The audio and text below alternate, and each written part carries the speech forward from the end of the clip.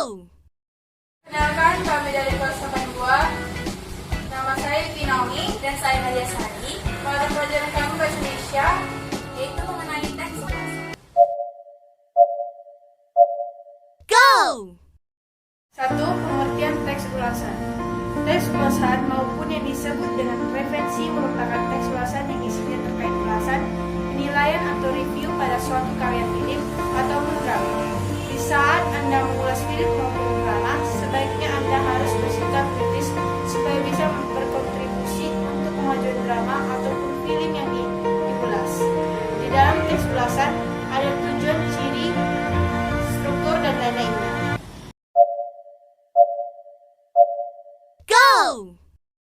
Dua, struktur teks ulasan. Pertama yaitu orientasi, berisi pengenalan tentang gambaran umum mengenai sebuah karya atau drama dan film yang akan direview atau diulas sehingga membuat pembaca mengetahui mengenai apa yang diulas. Dua, tafsiran, berisi gambaran detail mengenai sebuah karya atau film dan drama yang diulas. Contohnya kualitas, keunikan,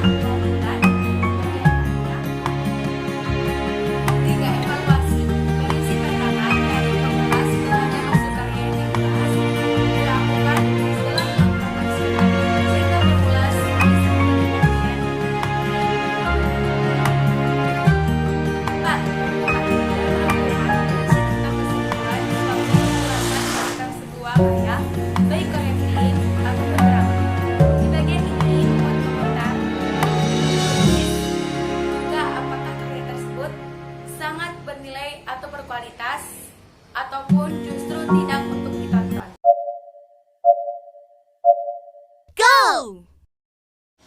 Tiga, ciri-ciri teks ulasan. Satu, struktur teks ulasan terdiri dari orientasi, tafsiran, rangkuman, dan evaluasi.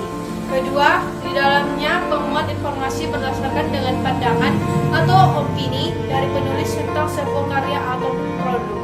Tiga, opini teks ulasan berdasarkan dengan fakta yang telah diinterpretasikan.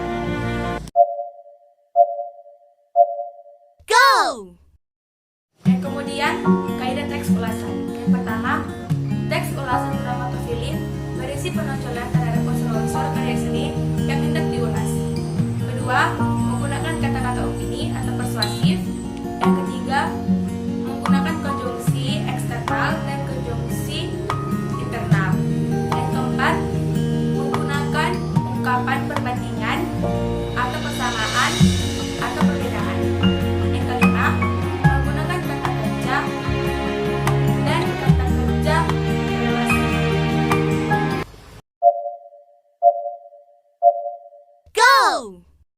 Handphone atau buku.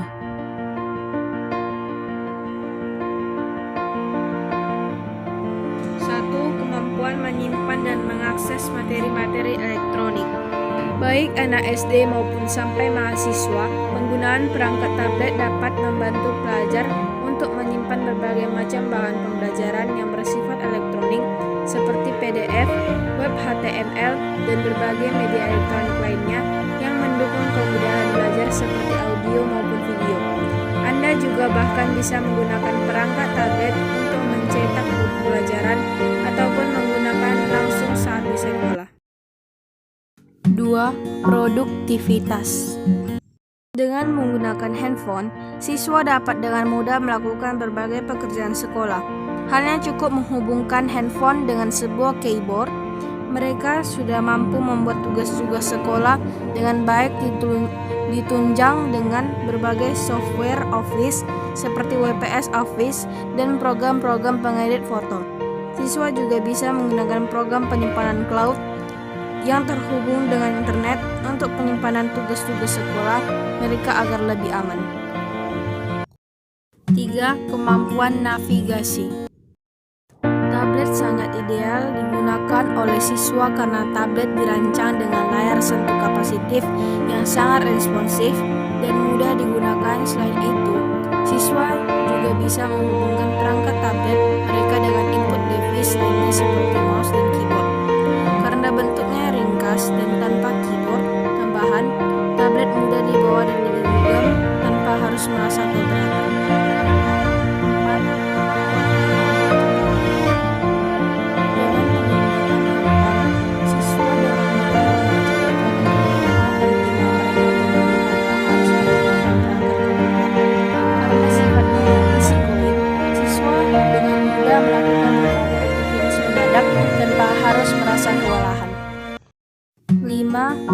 Password Support. Handphone sangat ideal untuk siswa karena memiliki segudang aplikasi pilihan.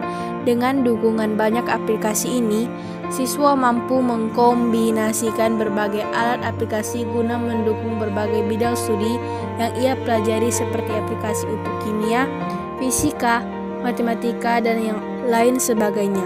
Aplikasi-aplikasi ini pun mudah untuk dipasang. Bisa di-download langsung dari tablet tanpa harus memasang dari media luar.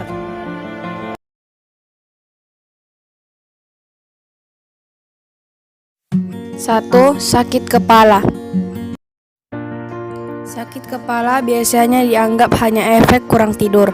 Padahal sebenarnya sakit kepala merupakan efek lanjutan dari terlalu lama melihat layar smartphone. Dampak buruk layar biru smartphone bagi remaja membuat jam biologis menjadi terganggu. Salah satunya adalah pola tidur yang tidak sehat sehingga menyebabkan sakit kepala. 2. Penyakit jantung dan stroke dini. Kata siapa penyakit jantung atau stroke hanya menyerang orang yang sudah berumur. Remaja yang sering memainkan smartphone sebelum tidur dan malas berolahraga pun berisiko terkena penyakit menyeramkan ini. Kurangnya istirahat karena terus-terusan menggunakan smartphone menyebabkan tekanan darah menjadi tidak stabil. Ditambah dengan malas berolahraga akan semakin parah sehingga bisa mengakibatkan gagal jantung atau stroke. 3. Menyebabkan obesitas. Saking asyiknya chatting dan streaming YouTube atau main game, remaja malas berolahraga. Tidak harus yang mahal sampai pergi ke tempat fitness. Olahraga bisa cukup dengan lari. Apalagi sekarang Sport TV sudah ada di Indonesia. Olahraga lari pun semakin seru dengan Sport TV. Jadi, ayo olahraga biar gak kelebihan berat badan. 4. Kurangnya interaksi sosial. Sering janjian untuk ketemuan dengan teman lewat aplikasi chatting di smartphone. Saat bertemu di tempat yang dijanjikan, biasanya kamu bukannya asyik ngobrol dengan teman-teman, tapi malah sibuk dengan smartphone untuk bikin status Facebook hingga membalas pesan yang masuk. Hasilnya interaksi dengan teman-teman pun berkurang, bahkan tidak sedikit yang sampai lupa waktu dan asyik sendiri gara-gara main game di smartphone. 5. Mengurangi daya tangkap otak. Bukan hanya mempengaruhi fisik, dampak buruk smartphone bagi remaja juga berakibat fatal pada otak. Meskipun belum ada bukti ilmiah tentang dampak radiasi smartphone terhadap otak manusia, namun smartphone bisa membuat daya talar remaja menurun. Hal ini karena remaja yang sering menggunakan smartphone akan mengandalkan smartphone-nya untuk melakukan berbagai hal yang berhubungan dengan penalaran, yakni merekam percakapan, mencari apa-apa di Google, dan lain-lainnya. Dampaknya, otak tidak dilatih untuk terbiasa mengingat. Orang yang lebih suka handphone daripada buku itu, terutama kepada pelajar yang lebih suka handphone daripada buku, handphone dapat merusak mata walaupun ada jawaban terdapat di dalam handphone, dan itu bisa menyebabkan fatal bagi kita. Demikian juga pada orang dewasa. Banyak membaca buku agar kita mengetahui dunia sisi kita seperti kata-kata pada jendela dunia. Kita harus menggunakan karena kita menggunakan kita walaupun ada kegiatan yang sekian dan terima kasih.